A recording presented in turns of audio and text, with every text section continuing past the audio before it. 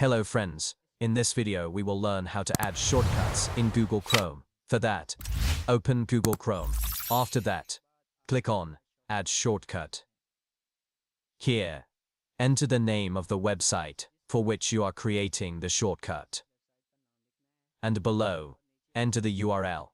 Since I'm creating a Facebook shortcut, I typed Facebook, and I copied the URL from the facebook.com website.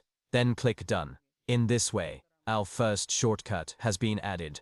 To add the next one, click on Add Shortcut again. And here, we will type the name, YouTube.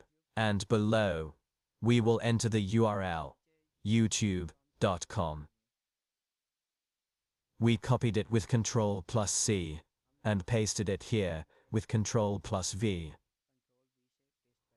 In this way, we will click Done.